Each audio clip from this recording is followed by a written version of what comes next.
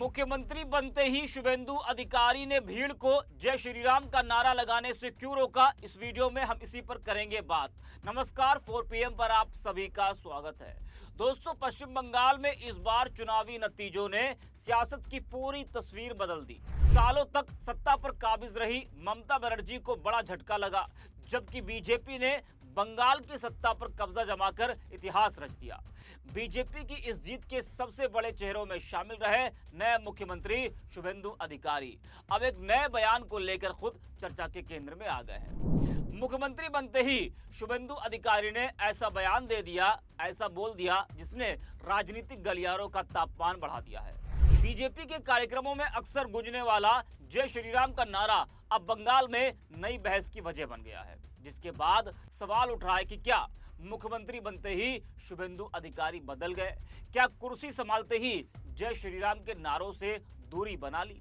पश्चिम बंगाल की राजनीति में इस वक्त सबसे ज्यादा चर्चा इसी बात को लेकर हो रही है, क्योंकि बीजेपी के फायर ब्रांड नेता और नए मुख्यमंत्री शुभेंदु अधिकारी ने मुख्यमंत्री की शपथ लेने के बाद एक कार्यक्रम के दौरान लोगों को जय श्री राम के नारे लगाने से रोक दिया।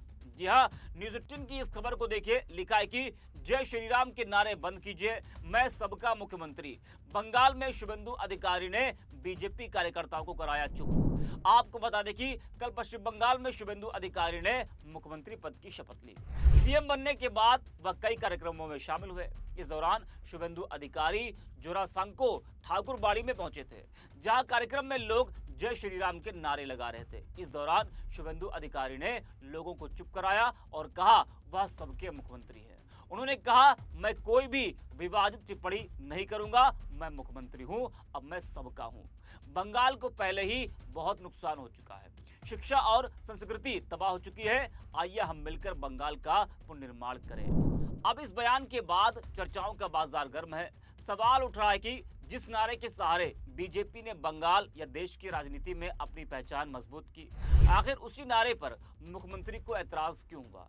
हालांकि राजनीतिक जानकार मानते हैं कि शुभेंदु अधिकारी एक संतुलित संदेश देना चाहते थे। वो ये दिखाना चाह रहे थे कि मुख्यमंत्री बनने के बाद उनकी जिम्मेदारी सिर्फ बीजेपी समर्थकों तक सीमित नहीं है, बल्कि राज्य के हर नागरिक तक है। लेकिन राजनीति में हर बयान के कई मायने निकाले जाते हैं, और यही वजह है कि शुभेंदु का ये बयान अब बड़ा राजनीतिक मुद्दा बन चुका है। सवाल ये भी कि कहीं बीजेपी शुभेंदु अधिकारी के इस बयान से नाराज ना हो जाए, क्योंकि जय श्री राम सिर्फ एक नारा नहीं, बल्कि बीजेपी की राजनीति की सबसे बड़ी पहचान बन चुका है। चुनाव प्रचार से लेकर रोड शो और बड़ी रैलियों तक इसी नारे ने बीजेपी कार्यकर्ताओं में जोश भरा और पार्टी को सत्ता तक पहुंचाने में अहम भूमिका निभाई।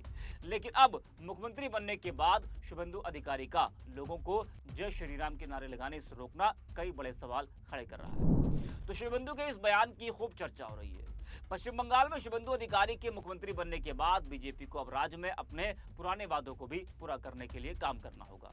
राज्य के लिए बीजेपी के वादों की फहरिस्त काफी लंबी है।